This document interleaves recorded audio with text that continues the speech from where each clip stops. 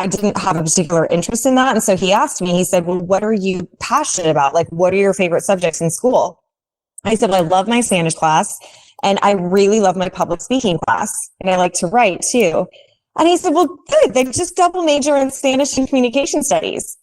I said, well, what do you know, my parents are going to ask, what do you do with that when you ultimately graduate? And he goes, don't worry about it. Just be passionate about what you do. Others will see that passion in you and the rest will work itself out. If you can cast your mind back to when you're at school or college, how sure were you of what your career was going to look like in the near future, in the far future? For some of us, there was certainty from as long as we can remember about what our job was going to be and what we were going to do. Going to be an astronaut or a fighter pilot or something else, perhaps. But for many of us, we never had that certainty. And in some ways, that is an advantage. Hello and welcome to another episode of Leading with Integrity. And my guest today, Angela Burgess, can certainly identify with several of those issues, having gone from a college degree in Spanish and communications to the wealth management and financial industry, and then ultimately later leaving that industry for the world of non-profit, which is certainly a quite unconventional career trajectory. And there are some brilliant lessons in there about staying adaptable, about pursuing your passions, about leadership in differing contexts and commercial or not commercial environments, and many more things besides. So that's what we're going to be talking about today. And if you ask Angela what she does today, the answer is she empowers others to change the world, to transform the world. She is now not only a best-selling author, the president and CEO of Broad Oaks Consulting, but is also an executive director of a non-profit and gives back to her community through a variety of volunteer work, including working with foster children. On Friday this week, it will be International Women's Day 2024. And so in celebration for the rest of the month of March, including this episode, I will be speaking only to leaders who are women. This month, we'll also see a landmark episode for this podcast. We'll be hitting triple figures. Our 100th episode will be coming towards the end of this month, and I've got something a bit different, a bit special planned. And I'm not going to spoil it. You're just going to have to keep listening for the rest of this month to find out more. So without further ado, let's get Angela on the show. I'm really looking forward to this conversation. It's going to delve into some very different industries to the ones that we've talked about in the past.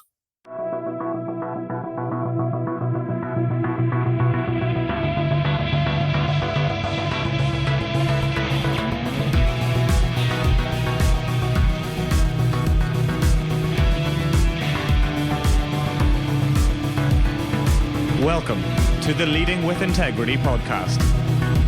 Leadership talk for the modern manager. With your host, David Hatch.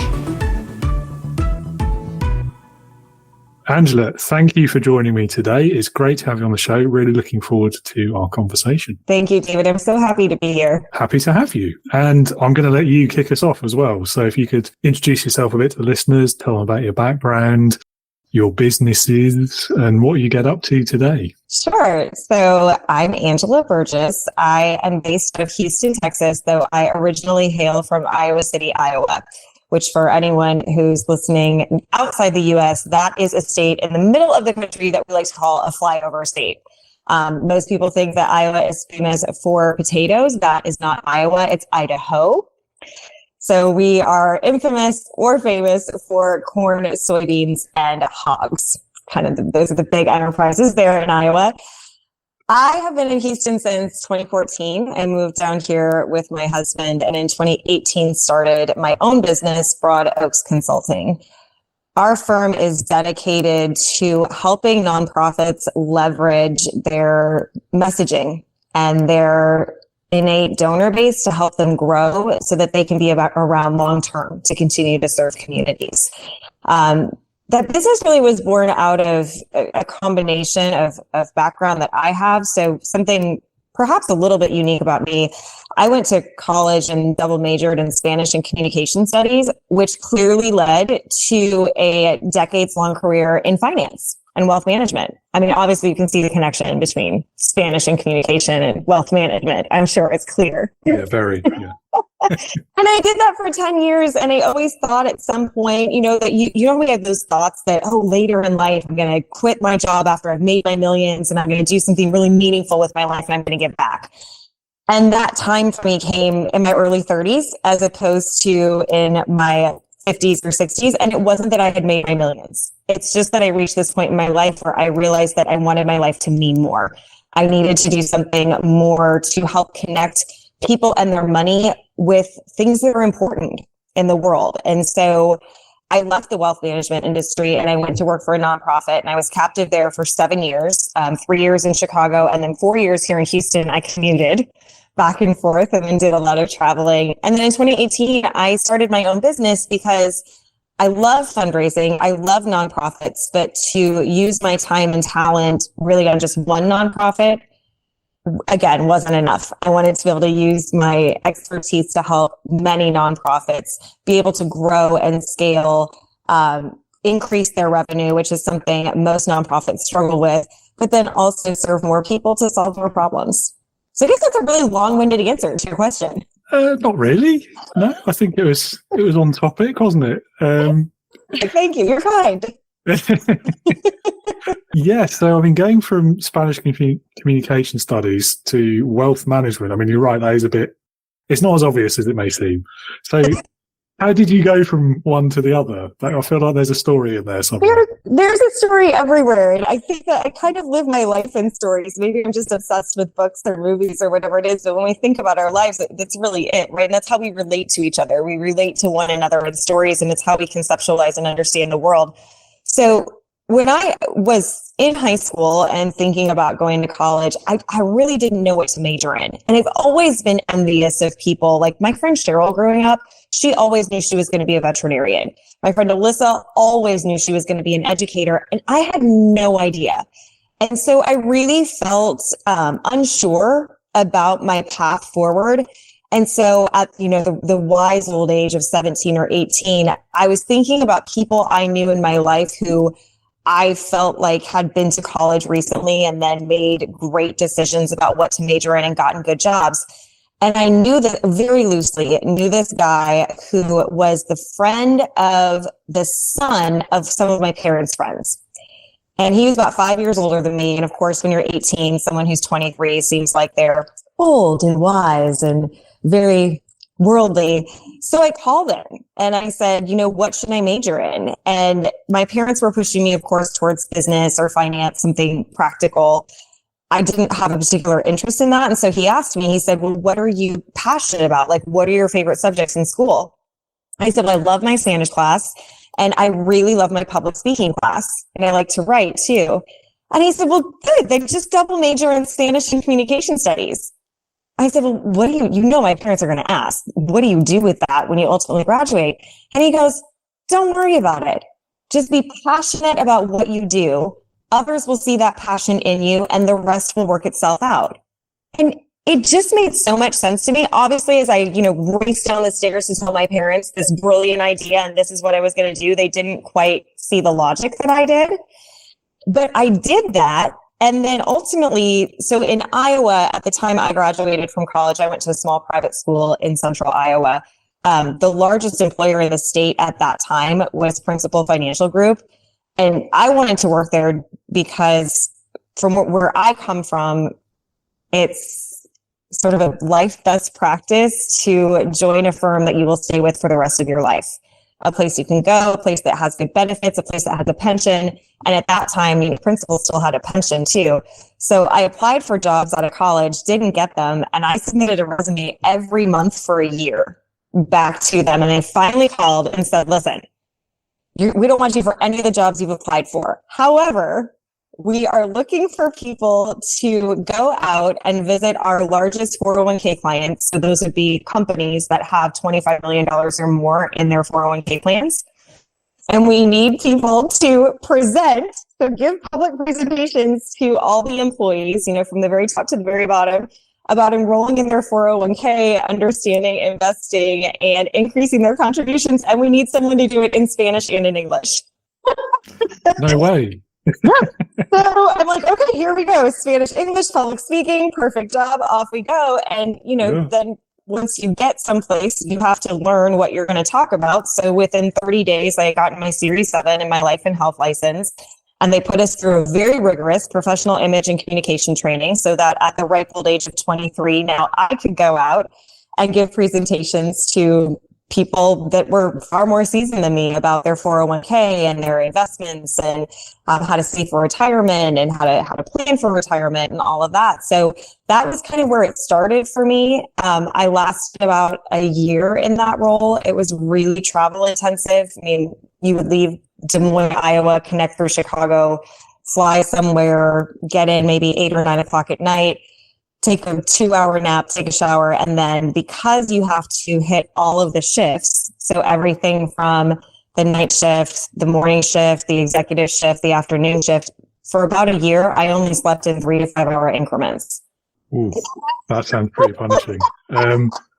Yeah, I mean, it's funny though, isn't it, how life works sometimes? Because I mean, I think we can probably all think back when we were at school. There was always those 3 or 4 people who knew what they were going to do with their life, and that was that. And it's such a benefit. Like I can't even imagine being so singularly passionate about one thing that I can just stay laser focused on that all the time, and that maybe other people have done it before you, so the path is already paved. Yeah, possibly, but I think. So I was probably one of those people, I was adamant all the way through school what I was going to do. But I think where it falls over is if for whatever reason you end up not being able to do that thing. So for me, it was joining the Air Force, the military. Okay. Didn't happen for eyesight and fitness and economic context reasons at the time, and we won't go into it. But so once you get to that point where you've exhausted that option, and you've spent your entire teenage life with your eyes on that prize and preparing for it, actually, it can be quite difficult. You feel a bit lost on occasion. So I think not having that certainty of where you're going to end up actually can be quite an advantage, because it allows you to be a bit more flexible and adaptable to the situation and not necessarily fixed on a goal that you might not ultimately be able to achieve. Yeah. So I think in hindsight, I would have preferred to do it that way. It's an interesting perspective. I think it's true. I think the other thing that it's when you don't know what you want to do, it does teach you resiliency, because you try different things. Maybe you succeed, maybe you don't, maybe you pick up a piece here or there of what you like. And I think for me, that's certainly been true. So I knew that there were certain aspects of that first job in wealth management that I really liked, that I was good at.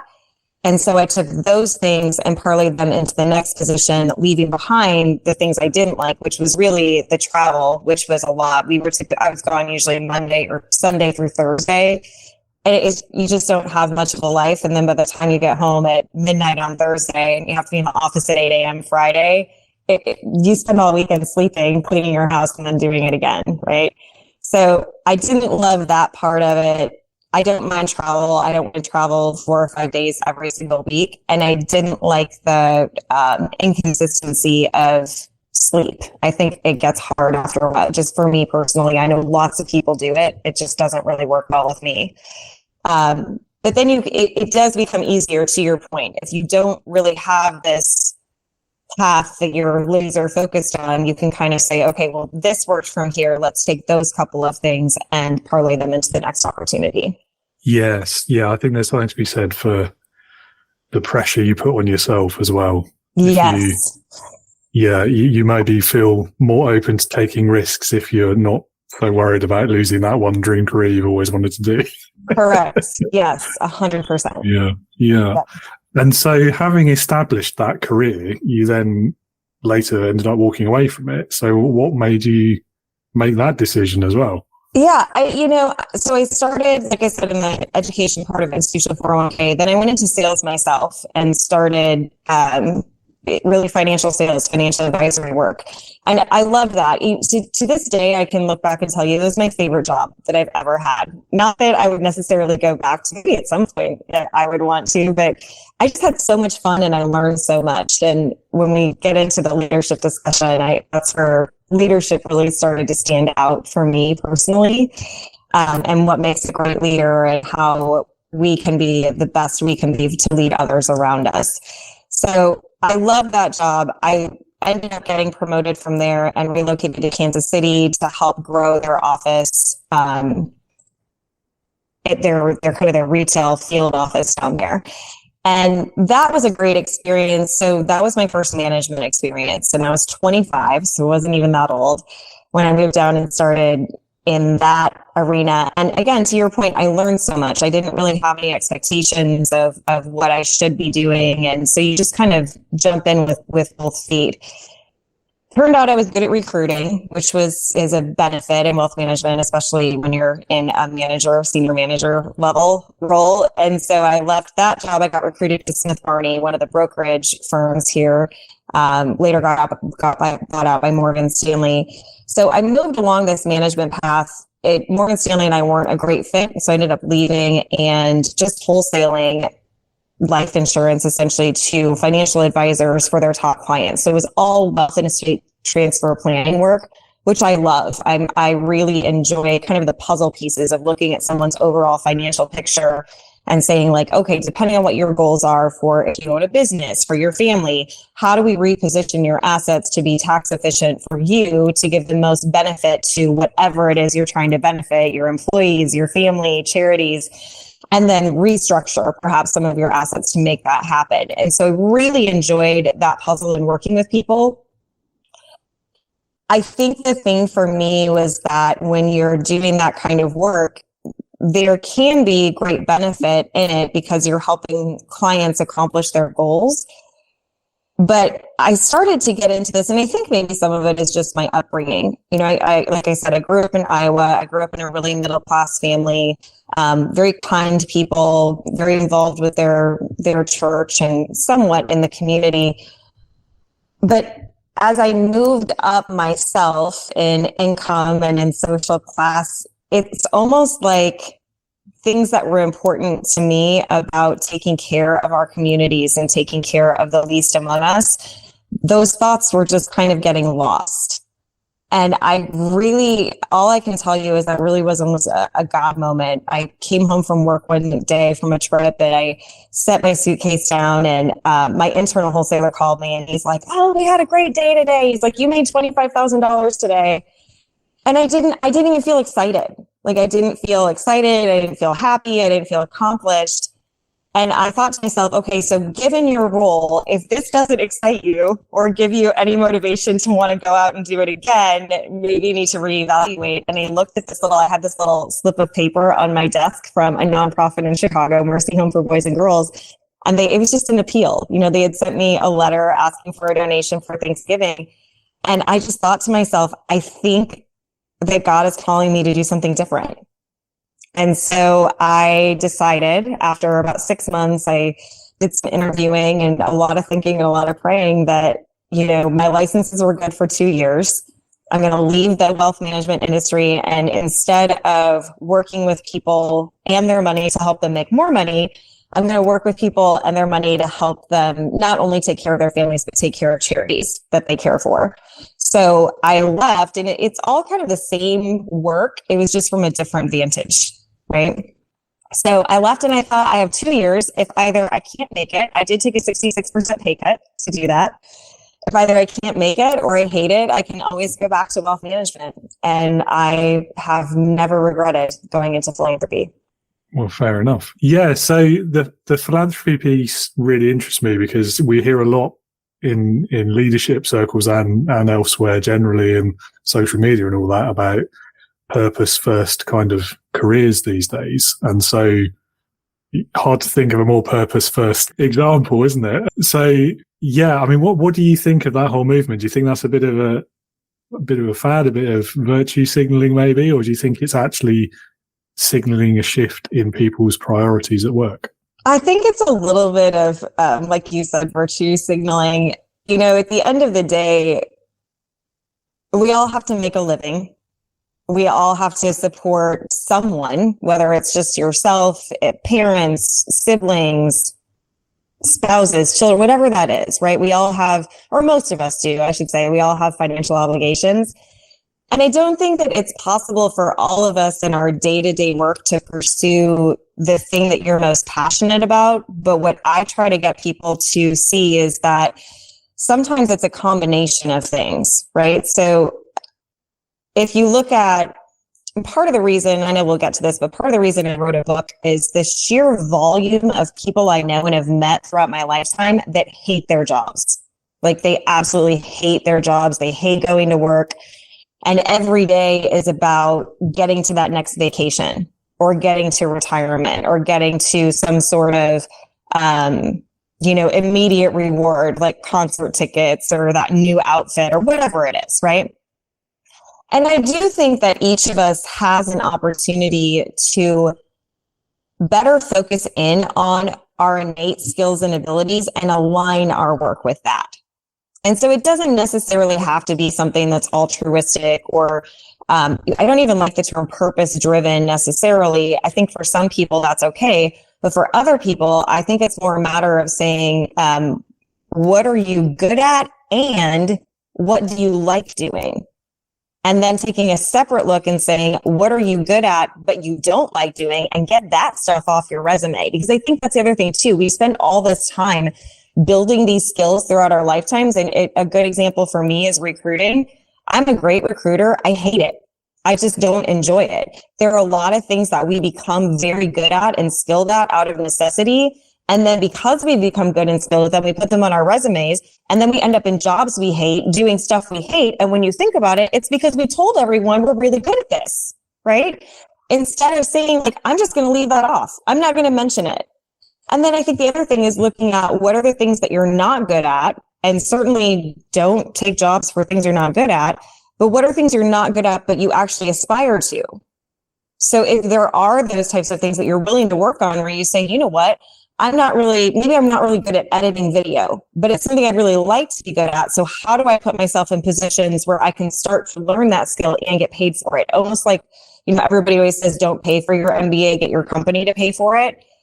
You can do that in any variety of different ways and not just formal education. When you think about like, okay, what are things I'm good at and that I like? What are the things that I'm not good at, but I really want to get better at? Build your resume and start your career search with those items. And I think that gives all of us, if you want to, purpose driven, sure, but it gives you a chance to really hone in on your gifts, your skills, and your abilities, and to create a life where you have more satisfaction and you feel like you're giving back to whatever it is, your company, your community, your career, in a way that you're best being utilized. And I think that's kind of the bigger thing. And listen, not everyone needs to leave their jobs and go work nonprofit. We'd have no people to work in for-profit, and we need for-profit. Yeah, it's a good point about the CV as well, because you're right. I mean, we've all done that, haven't we? You get good at something because you're given that job to do without really being consulted. Yeah. And say, I got really good at that. I'll put it on my CV without thinking about, I actually hate that. I don't want to do that. Yeah. And then the next job you get, you're doing more of that because no one else is good at it. And it's just the whole thing kind of cycles out of control. Yeah. Yeah. And you just get stuck in it as well because you're the only one in the business who knows how to do that certain thing. And yeah. And then, that's the other thing too. Then everybody says to you, oh, well, you're indispensable because of this. But do you really want to be indispensable for something that you dread doing every single day? Or do you want to become the person that you just kind of numb that feeling? And I think that's another thing too.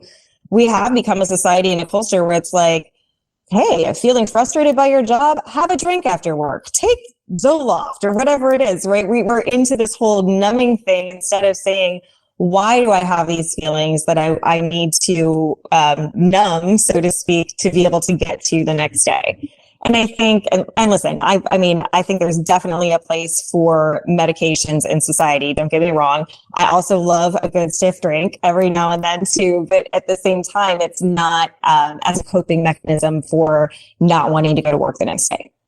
Yeah, I agree completely. And I think the whole purpose driven thing, I think you're right there as well. I think it's, as with all things, it's a question of balance, isn't it? Yeah. It is a luxury, I think, to be able to just chuck in a job you hate and go and do something because you believe in the purpose or the mission of that company, or because it's a non-profit that you want to be involved with. If we take as read that you're going to get paid enough to pay your bills, then beyond that, it's going for the jobs and the companies that you believe in and you want to work for. And that's where we can get into leadership and vision and all of that sort of thing. Well, and I think too, that's where, you have to think about what are you doing in your free time? So maybe you don't have the opportunity to create a new program, or to, you don't have the freedom to do something in your work life. What could you do with a nonprofit in your free time on a volunteer basis to not only exercise that creativity or spirit of entrepreneurship that perhaps you inherently have, but you can't utilize in your day-to-day life? Because what I've seen in the nonprofit community, I mean, nonprofits are itching, dying for people who want to have a positive impact, but that are willing to take on the responsibility for it. So it's fascinating to me I've been a nonprofit now since 2011. How many people have these great ideas and they come to a nonprofit and they say, you should do this. Well, nonprofit professionals are stretched thin as it is. 92% of nonprofits in the United States operate on a budget of less than $1 million a year. And so they do a great job. Most executive directors and development directors of smaller agencies are already working 50 to 60 hours a week. So when a well-intentioned volunteer, donor, board member comes to them and says, hey, I have this great idea, you should do it, what would be a true gift is if that person were willing to take ownership over it. And I think that's where we can think about our lives and our balance. And if there is something that you aspire to do, where could you do that where it's actually going to add impact and give you the experience that you're seeking? Yes. Yeah, I like that actually. You could look at if we take the non-profit bit out of it, whatever your purpose, whatever the thing is that you get really passionate about, even if you're not in a position to quit your current job and go and do it, you're right, leverage your free time. Pick up the skills you need in order to quit your job and go and do that. Yeah. Which I think is great. And I think the other thing too is acknowledging how much capacity you have. Because I think about, and I talk a lot about, I have a really good friend, we've been friends since we were 3. She has a million things she wants to do, but she works full time in education and she has 4 children. So right now, maybe the max that she can do is every day make a commitment to give someone a compliment or smile at someone at the grocery store or, help someone in a small way, because she's juggling 4 children and a full-time job and a husband and everything else, right? And so acknowledging where you're at in your life in that whole cycle. But that's the thing about life, is it continues to change. Your children will grow up. They will hopefully, God willing, leave the house at some point and become independent adults of their own. And so as your time continues to shift and change, think about what are things I've always wanted to do. And if you, like you said, even if it's something you've never done before or something you want to return to, there's always a place where you can fit that in. You just have to make it a priority. Yes, priority. That's the key word, isn't it? Prioritization, definitely. Yeah, I think it's something everyone will always struggle with. There's no way out of that. But anyway. So you mentioned the book. It'd be remiss of me not to ask, first of all, what prompted you to write it? And second of all, what's it about? Tell the listeners. So my whole life, every time I talk to somebody, whether it's about my career or my personal life, they're like, oh my gosh, you should write a book. Because I, haven't followed this kind of traditional career path and I have different thoughts and ideas. And to your point, I have a little bit more freedom in my thought process. And I don't know why. I just always have been a little bit of a free spirit, I guess, since I was younger. But it really came about for me. I was asked to speak to a group of high school students in a program here in Houston called Atlas Scholars. I love this program because they don't select necessarily, what you would call the top kids in every class. They select students who are really hard workers, who are trying very hard, who really want to do something amazing with their lives. And it's a really cool program. Anyway, they do this speaker series over the summer where they bring different speakers in to talk to the kids, just to give them exposure to different industries and different types of people. So they asked me to come in and speak on entrepreneurship. So I came in, I gave my whole speech on entrepreneurship. And at the end of the hour, the kids got a chance to ask questions. The first question that one of the kids asked me was, what do you do when your parents want you to pursue something practical in college, but it's not something you're really passionate about? And I immediately thought like, oh my gosh, that's me, right? That was what was happening to me. And so the whole idea of the book came about because I thought to myself, first of all, I realized that after talking to these kids for an hour about entrepreneurship, my path to entrepreneurship was far more interesting than my actual job itself. So missed the mark there a little bit with them. And so I wanted to put that down on paper, but then secondarily, I wanted to be able to inspire not just young generations of kids going to college and thinking about what they're going to do, but like you and I just talked about, I wanted to inspire people who are, and I used the bus term. Did you read that book by Jim Collins, Good to Great? Came out in 2003. So he talks about, it is a book predominantly about leadership, and he talks about being in the right seat on the bus with the right people. And that book came out right when I graduated from college. And I remember thinking to myself, this really makes a lot of sense, but it really stuck with me. And as time has passed, I've realized that it's not just about being on the bus in the right seat with the right people. It's about being on the right bus to begin with. I mean, sometimes they are the right people. They all know where they're going. And you just realize, like, I don't even want to go where these people are going. What am I doing? Why am I even on this bus?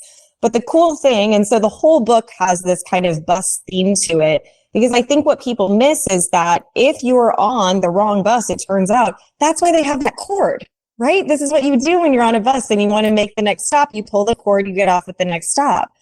And so I was thinking about that in combination with this speaking opportunity.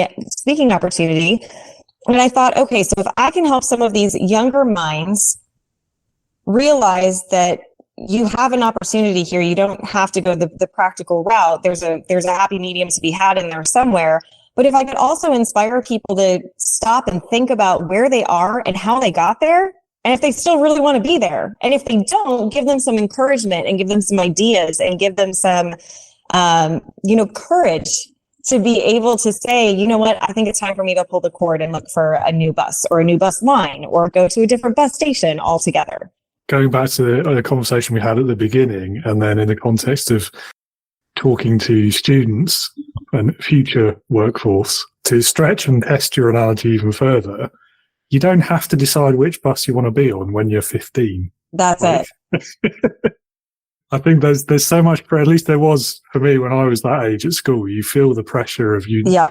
And I'm kind of glad actually in a way that I did have the idea of where I wanted to go. But if I didn't, the pressure they put on you to decide what career you want, even at that early stage, when you know nothing about the workplace, you couldn't possibly make an informed decision. Yeah. It's, I think it is one of the craziest things to me that we're asking people whose brains aren't even fully formed yet to make a decision about what education they're going to get to lead to a career for the rest of their lives. I mean, gratefully, we do have liberal arts colleges. And at the end of the day, one thing I've noticed is that if there are any kids listening to this, no one cares what you majored in. I mean, unless you're going to be a doctor, really, or rocket scientist, right? Like that sort of thing. Even a lawyer, it doesn't matter. You don't have to get an undergrad in poli-sci. It's helpful, but it doesn't particularly matter. So unless it's some sort of specialization, what employers care about the most is that you went to college, that you had the tenacity to finish, and that you did something else while you were there, whether it's volunteering or, extracurricular activities, that you were somehow involved within your community. No one really even cares that much about your GPA.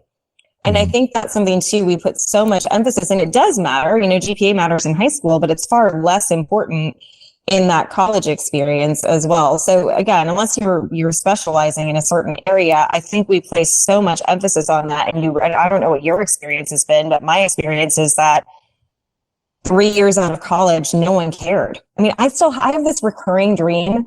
This is hilarious, that I didn't graduate from high school, but that I have a college degree. Because I think the truth is that no one actually cares at a certain point in your life that you finished college or what you majored in. I think you're right. It's funny. Very similar experience. I think at each stage of education, once you're through that door, you're never asked again about the previous one. So I got to have our equivalent of high school, got into, we call it college, but I guess it's the 2 years before what Americans would call college or university. Right. So once I got out of high school and into that, nobody ever asked me again what my grades were back then. Once I got from that into university, nobody ever asked me about those grades ever again. Once I graduated university and got my first job, nobody really cares beyond that either. They just, what was your last job? How long were you there for? What were your responsibilities? And I think in this country as well, I don't know if it's the same in the States, but we've almost swung back and forth on the value of a degree even. And there's been periods, recently as 3 or 4 years ago, and I think it's swinging back again now, where employers actually cared very little about whether you had a degree or what that degree was in, again, unless it was in a specialism that you have to have it. Yeah. And it was more about your work history, and most employers actually would rather have someone with 2 years work experience in the right industry than a degree and no work experience at all. Yeah. And so that kind of swings back and forth quite a lot as well. And it's funny, and it makes it all a bit absurd, doesn't it, about how much pressure and importance they put on it when you're at school.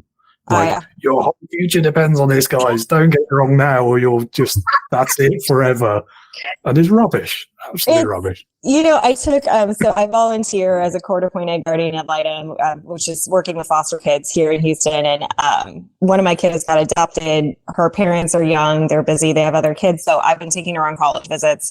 And on one of our college visits, we were on the visit with another young woman from kind of North Dallas here.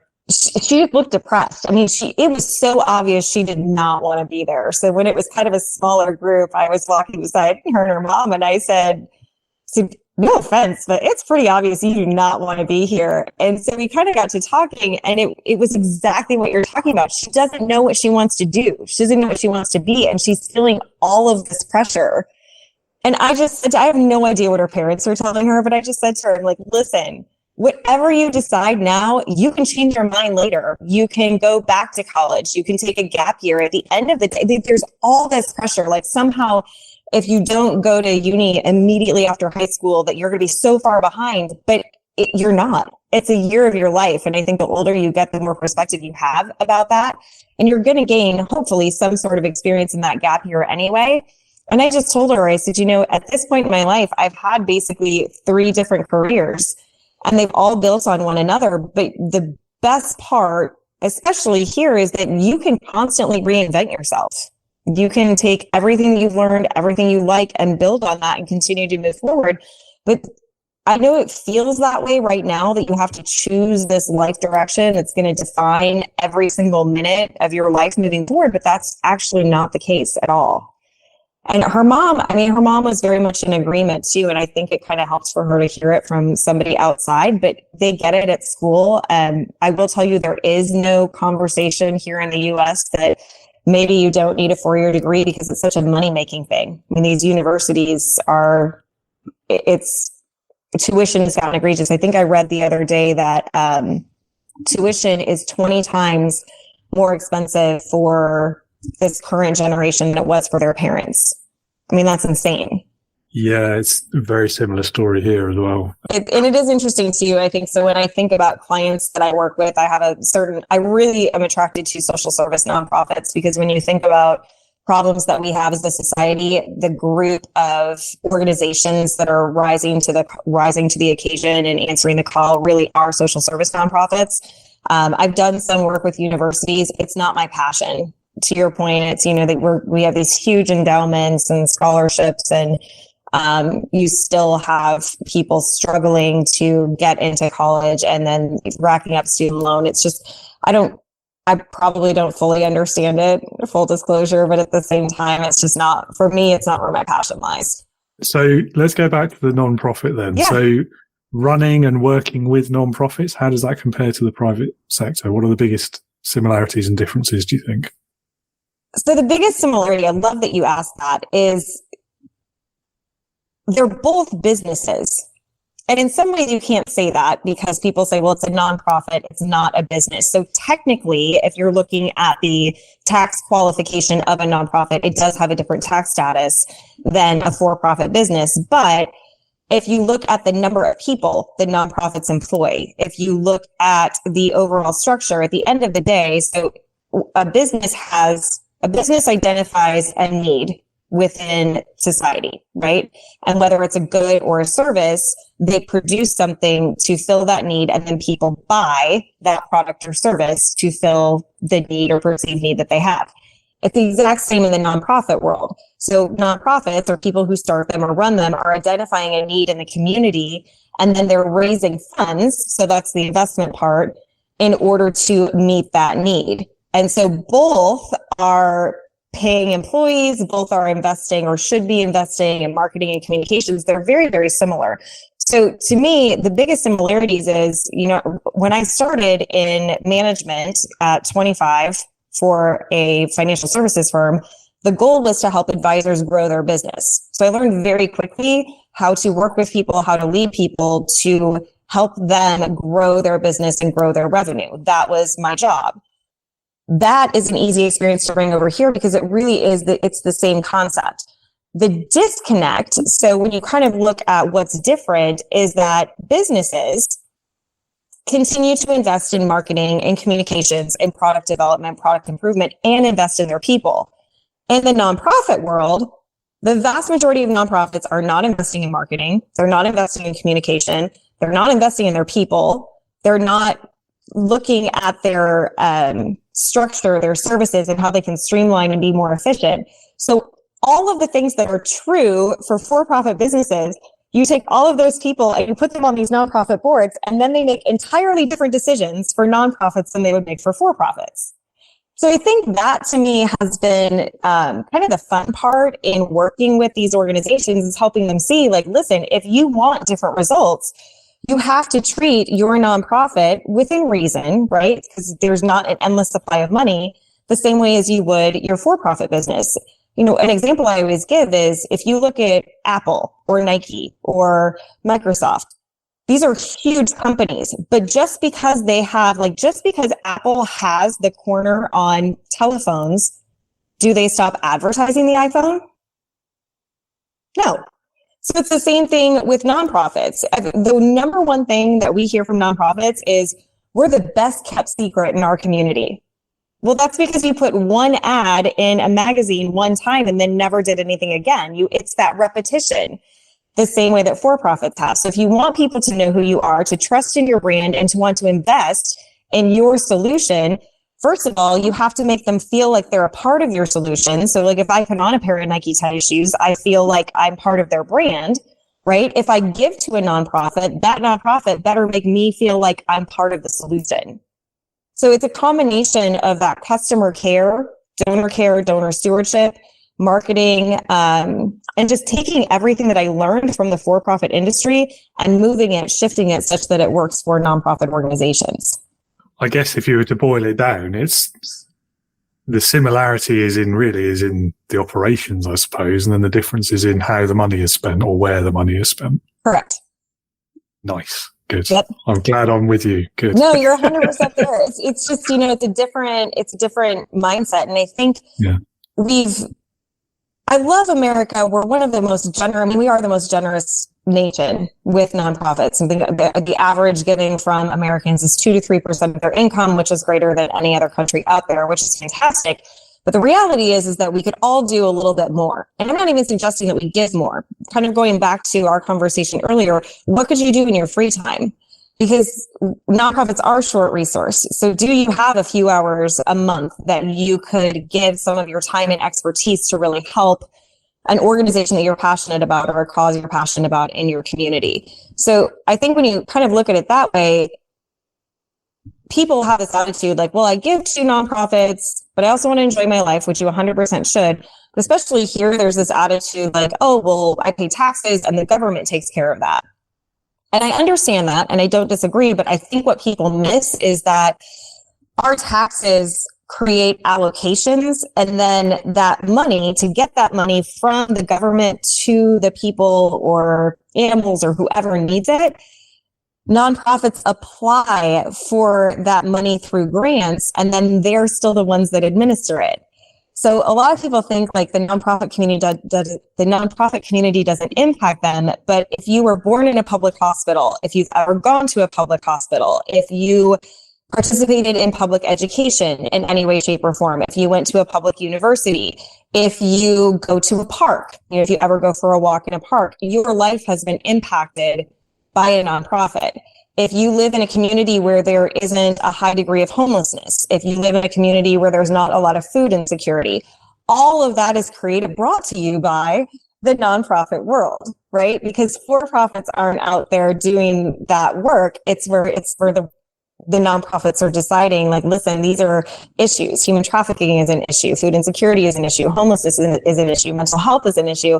And they're responding to that call. So if you enjoy being able to walk up and down your streets without having to worry about, a homeless population or mental health issues or whatever it is, that's something that you need to think about. Like, this is afforded to me by good people who care enough to want to structure their lives and their businesses around solving some of these bigger issues. Because the government is not solving those bigger issues, especially in the state of Texas. No, and neither are the private companies. Yeah. Otherwise, you'd have to pay on entry, probably, wouldn't you? Yeah. You want to go and play in this park? Okay, that'll be $50, please. Exactly. Exactly.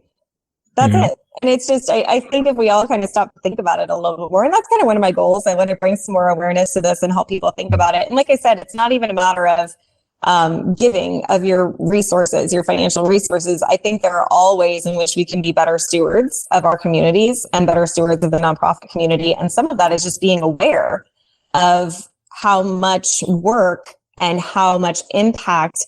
I mean, Houston is home to, I think, 33,000 nonprofits. It's way too many, right?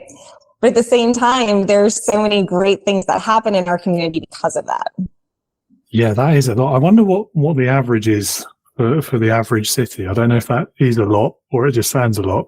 It's a little high. It is high. It is a little bit high over here. And you hear different ranges. I mean, I had heard pre-pandemic, it was 27,000, post-pandemic 24. And then most recently I heard 33. Some of it is that you also have to look, like, when you measure nonprofits, you're really just measuring who's filed for one. So they may not actually be funded or active. So we really have no way of telling how many active nonprofits there are in the area, but there are a lot.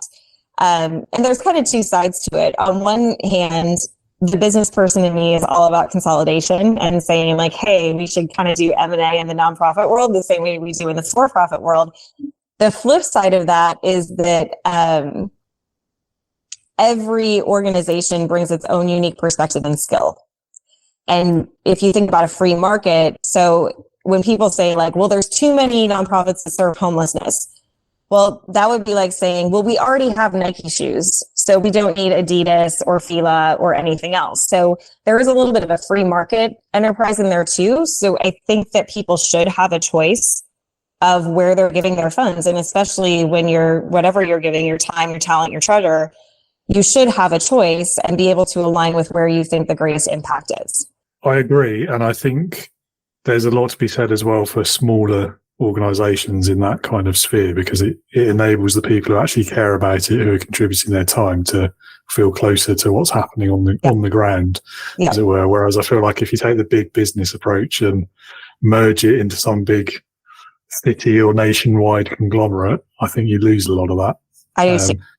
It's the same reason why I love small businesses and not so big on the big corporate. Yeah, exactly. Yeah, that's interesting. Let's talk about leadership then. First question I have for you on this one. What's the biggest leadership lesson that you've learned in your career so far? So my biggest leadership lesson, and it's in my book, is that true leaders distinguish themselves really in one way. They do what they say they're going to do when they say they're going to do it. That's it, right? You're accountable for things that you've committed to. You're accountable for the people that you've committed to. And time and again, I guess if you boil it down, I think I've written a number of blogs about this. It's just show up. Leaders show up. They show up when it's easy. They show up when it's hard. You just continue to show up over and over again. I actually have, I don't know if I shared this with you or not, I have a list of 57 leadership principles I try to live my life by every day. People keep telling me I should whittle it down to like 5. 57 seems like a good number for me. It is. But when you kind of look at all of those leadership qualities together, that's really what it boils down to. You do what you say you're going to do when you say you're going to do it. You show up. 57 is a lot to remember. It's nice to have a list, though, because I can go back. I mean, so many of them I can repeat off the top of my head, but at the same time, when I'm struggling with something, I can go back to that list and find that principle to help guide me through whatever situation that I'm in, or to help guide a client through that situation. So it really came from, if you go back to, like I said, that first job that I had in the financial services industry. So I'm 23. I looked more like I was 12. And my job is to go out and talk to people in their 30s, 40s, 50s, and 60s about their retirement and get them to invest in their plans. So wisely, the company put me and my coworkers through a professional image and communication training. And the gentleman who ran the training was a retired Navy SEAL. And it was a very intensive 3 days. He definitely used that mentality to break you down, to build you back up. In a very traumatic way for some people. We had one girl in our cohort that left and almost didn't come back because she was so upset by the tearing down piece. But throughout the 3 days, he interspersed these leadership principles. And very long story short, I had the opportunity to go through that training 3 different times in my career. So I probably have, 150 of these realistically to go through. But for me, it kind of boils down to those 57. But I think I learned so much in that early phase of my life. I think when you're in your early 20s, you're really absorbing as much information as you can. I think it's interesting over time. I meet people later on in their careers who feel that they don't need any more professional development. They don't need any more connections. They don't need any more friends. It's a really foreign concept to me. And part of that goes back to our earlier conversation.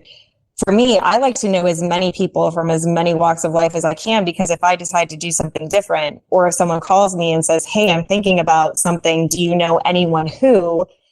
I just like to have that information out there. It's something that just makes me feel more confident and more resourceful. Plus, to your point earlier, we're talking about what are the similarities between for-profits and nonprofits. I think the more people you know, the more you start to see the interconnectedness of the world, and you can learn something from manufacturing that you can utilize in pharmaceutical sales. I mean, there's all kinds of different connections out there. Anyway, all that to say, when it comes to leadership, I learned so much about the qualities of a leader in that initial training. And then over time, becoming a leader and then working with other people who were wonderful leaders to me. I really just do believe, and I love the phrase that you use, integrity in leadership, because I think integrity is probably the single most important quality that any of us can have as leaders. Well, I'm not going to disagree with that, obviously. I think so. Going back to you're distilling it down into one simple rule, that's much easier for me to remember than 57, because I have one of those kind of brains. I think, I do really like that. And I think that speaks to integrity itself as well, is right. Doing what you said you were going to do. I would add probably the aspect around the values, the authenticity piece, because I think, for me, authenticity is a buzzword these days, isn't it? And everyone has an opinion on what it means. For me, what it means is those 3 things all match up. They're aligned with each other. So your values, what you espouse as this is what I do, why I do it, how I do it, that, what you actually say, what you're going to say you're going to do, what you say about your values, and then what you actually do in practice. Right. If any one of those things doesn't match up to the other 2, then you've got an authenticity problem. Yep. And that is very, very central, I think, to integrity as well. And, with integrity, you could maybe add the bit about whether you still do all these things when no one's watching, and whether you're really living it. And it's a massively interesting concept to me, which is partly why the podcast has the name it has. Yeah. Yeah. Interesting about the Navy SEAL training as well. I have to say, I'm not a fan of the break them down to build them up approach. Yeah. I think if you're in the military, okay, fine. That's a very specific circumstance where that fits and makes sense. But I think, I think that's the other thing too. There's so many things I've done with my life. I just didn't know any better. I mean, even getting my Series 7 license, I had 2 weeks to study for that. So I had 1 week of self-study and then a 1 week course, and then I took the class. I passed the test on the first try, and I remember calling my dad and telling him, hey, I passed my Series 7. And my dad said, "You're a stockbroker?" And even then I go, "No, I don't think so." I mean, I just had no idea. All I knew is that it was something I needed to get to do my job. And I think it was the same thing with that training. All I knew was that I needed to go through it, and I'd never had an experience like that before. And what I learned is that in the breaking down phase, don't take yourself too seriously. We all have room for improvement. And I thought the outfit I had on was amazing, and I quickly learned it was not, but it was an opportunity for me to do better the next day, right? And I think if we think about that and it's harder the older you get and the more experience you have, but I think that if we all approach every day as not taking ourselves that seriously and that we have something to learn, that's even an outstanding leadership quality to demonstrate. Oh, yeah, 100% agree with that. Yeah, I mean, you can probably tell I don't take myself too seriously already. If not, I don't. There we go.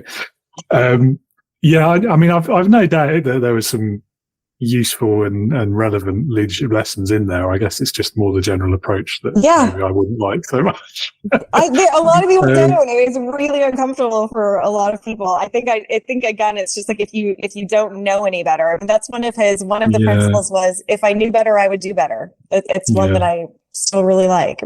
Yeah, fair enough. And I also agree with you about the always being open to more learning, more experiences, broader network, more friends, all of that sort of thing. Okay, so next question for you. What's been your best experience of being led? So my best experience, I love this story. When I left that job and the traveling job and went into sales, I was really good. The reason they thought I'd be good at sales is that my numbers in terms of getting people to enroll in their 401k plans and increase their contributions were off the charts. They were really, really high. So they thought, oh, you'd be good at sales. I went into the sales department, and there were like 60 people in this department, and every month I was in the bottom 5. Like, I could not figure it out. And we had these, they were called call performance reviews, CPRs, every week, every other week with our supervisor. And I would go into them, and they recorded all our calls. So they would pull calls and you'd listen to them with your supervisor. And every week it was like, everything I'm doing wrong, I'm not going to make it, I may need to start looking for other employment. I mean, it got to the point where like the night before I would throw up, I would cry before I go to the office. After it was over, I go to the bathroom and cry. And that's like the last time I ever cried at work. Anyway, one day my supervisor was out. And so another supervisor came in, and in the span of like 12 minutes, I mean, these were, 30-minute sessions, but we were done in like 10 or 11. He had pointed out to me kind of everything I was doing right. And it helped me rethink really who I am in relation to these folks. And he had built so much confidence in me in just this short period of time. I remember he asked me, he said, you're not on my team, but I've kind of observed you over the last few months. He said, you seem to really absorb information, you know our products inside and out. And I said, yes, this is something that's important to me. And he said, you also seem to really care about people. And I said, I do. Back to the friendship thing, right? Like, all of my clients become my best friends. So I said, yeah, I really do. And he goes, well, let me ask you something. He's like, who do you think knows more about investing? You or the guy who's been working on the factory line for 50 years? And I said, well, me. And he goes, and who do you think in our department cares more about that person that they've never met? And that's kind of a weird question, because then you sound a little bit arrogant if you say no one cares more than I do. But I do know, how much I care about people. And I said, I think I care the most. And he goes, okay, so since you care about people deeply, you're never going to do anything intentionally to hurt them, and you have this huge wealth of knowledge that they don't have, let's approach it from that perspective. And it shifted the conversations that I started having with people, but it shifted the way I thought about myself. And that was a huge turning point for me. And I'll give him a shout out. I owe it to John Gergen for really helping me see that. I ended up transferring to his team, and within like 3 months, I was in, the top half of the department. And then shortly thereafter, I made it into the top 10, and I think I never left the top 5 or top 10 the entire time I was there, because I had just kind of a different way of thinking about it. And the way that he approached that situation and really helped me see my value was just an aha leadership moment. I also love that story for two reasons. One, because it really shows the impact that leadership can have. And when you swap the narrative and turn away from that negative reinforcement that so many managers think is leadership and flip it actually to more of that coaching, positive reinforcement, encouragement, support kind of approach, the difference that makes in your personal experience, it's, crying to in the top 10. I mean, you can't, you can't think of a better example than that, I suspect. And it became fun. I think that's the other thing too. When you're a great leader, you empower people to harness their skills and their abilities to believe in themselves and then to start to self-achieve, right? So I needed John's guidance early on. I needed his support for me to be able to grow and get to that point. But that's why I transferred to his team. I just got better and better and better. And then eventually, I think a really good leader helps you reach the point where it becomes self-motivated rather than others motivated. And I think when you're first starting to work with people, they're very much dependent on you as their leader. But if you do a really good job, over time, they become dependent on themselves to continue to lead themselves forward. I can't remember who said it, but one phrase that I feel is quite relevant here is the best leaders are the ones who make themselves redundant. Because they've built up their people to that point that they're I love that. Self-sustaining, effectively. I'm going to write that down. Anyway. I think that's really true. I really do. Yeah. Yeah. And I think it's not just that you do it by accident either, that it's intentional and that is your stated goal as a leader. That's my stated goal as a leader has always been, I mean, this may be my new one. Let's borrow that one from you. It's always been to help people achieve beyond what they ever thought possible. And it is the same thing, right? Because once they get to that point, they realize that they can do it and they can do it over and over and over again without your help. So on that note, what would be your best piece of advice for a new manager or a first-time leader? Listen. If you are a new manager, you need to spend all of your time listening to the people that you are managing. And eventually you will get from manager to leader, but you can only get there if you really understand your people, their needs, and what you can do to help. I mean, your job I flagged this in my book. I think a great manager will equip you with the tools and resources needed to succeed, right? So if we think about if you're a manager and you're going in and you're talking to someone and you realize that they have a need, you tell them like, oh, well, we have these things available to help you, right? But a great leader will teach you how to leverage the tools and resources to generate outcomes. So it's not as much about, yes, they need to know that the tools are available, but then how do they use those to streamline whatever it is that they're trying to do? I think as leaders, our job is to remove barriers for people. So not just say, well, you have all the tools and resources at your disposal, but what barriers need to be removed, and whether that's something that, like me, maybe it's something that the person believes about themselves, the obstacle in their mind about what they can achieve. Maybe that's the barrier. Maybe it's someone on their team. Maybe there's the wrong person on their bus. Maybe they just haven't been connected, or they don't see an opportunity within their business for something new.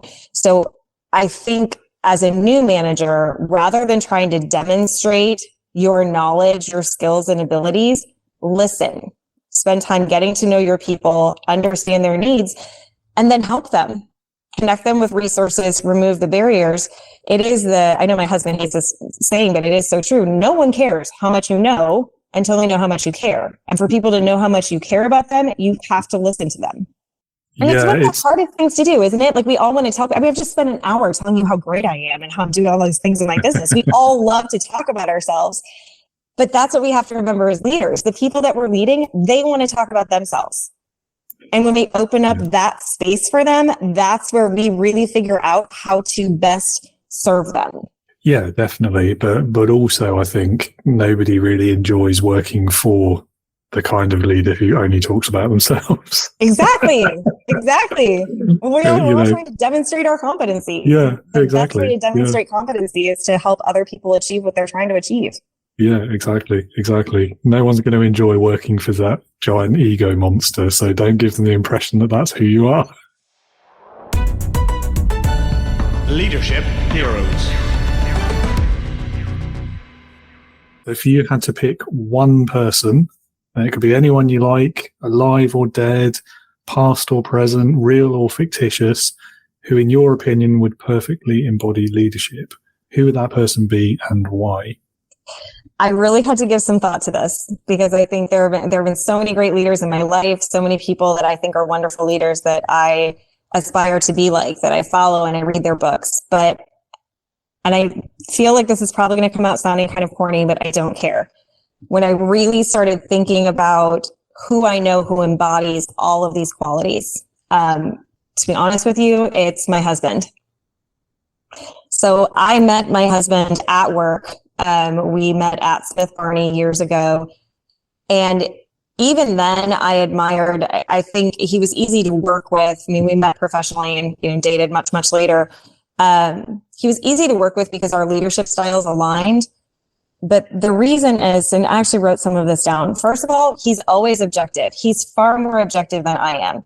He sees the best in everyone, whereas I'm immediately seeing what is it that they're trying to get out of it. And because he's so objective, he sees things that oftentimes even I don't see. He sees the potential in people. And I think that's something as a great leader, and we talked a little bit about this, that's where he and I always aligned. I always want people to achieve beyond what they ever believed that they could achieve. And he sees that, but he never puts a cap on people, right? They can always do more. But the other thing with him is that I'm one of those people that I want people to keep going. Whereas he can say, but you know what? This is as far as David wants to go. This is David's place, and I'm going to support David in that spot. And I think that's also a great leadership quality, is to recognize that it's not about him and what he wants for you. It's about you and what you want for yourself. He realizes that his role is to support people, but also sometimes people need checked. Like their egos can get a little big. They can get a little difficult. And so he doesn't have a problem saying to people like, listen, you're not getting this because you haven't earned it. And I think that leaders want to be liked so much that delivering hard news can be difficult. And you have to get really comfortable delivering those hard messages in any situation. I will say this about him. He never stops learning. I think that's a great leadership quality to have. When I met him, the man was terrible at public speaking and would not get up in front of a group of people. And he's really worked hard on it. And I think that's hard to do the older we get, to say, hey, I'm going to develop this new skill, or even acknowledging that maybe we're not as good at something as what we thought we were. He celebrates people. I think this is important too, to celebrate people's wins and to appreciate them. But he's also fiercely protective of his people and anyone who's close to him. There was one of the principles in there is that a great leader always passes on more credit than they're due, and they take on more blame or responsibility than they're owed. And I definitely see that in my husband, and that's part of protecting your people, right? Is to help make them shine, to prop them up and to help them be the best they can be visibly, but also if they make a mistake, ultimately that mistake comes back to your leadership quality and owning that and acknowledging it. And then my last one, and I know this is crazy because I kind of made this list. I think a great leader is never concerned about their own glory. And I look at my husband, and he's never concerned about being recognized, being rewarded, being honored. He just shows up every day and wants to help the people around him be the very best that they can be, whatever that means to them. Perhaps controversially, but I always enjoy the picks for this question that have a personal or a family connection. I think they're a bit more meaningful than picking a random person from 300 years ago that you've never met and don't really know. That feels a bit harsh on some of my former guests, but you know what I mean? It's more meaningful because you've actually seen them in action. Well, and to your point too, the leading with integrity, you said it earlier, it's what we do when people aren't looking. Mm-hmm. And I think when you get that intimate view, whether it's in a personal relationship or professional, I mean, I see my husband at his worst when he comes home from work.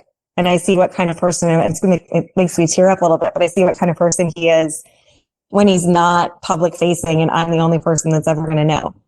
Mm. And so when I thought about that question, a lot of people, to your point, people from 300 years ago, people whose books I read and blogs I read and podcasts I listen to. Yeah, I think they're great leaders, but I don't know them. I don't know what they're doing when no one else is looking. Exactly.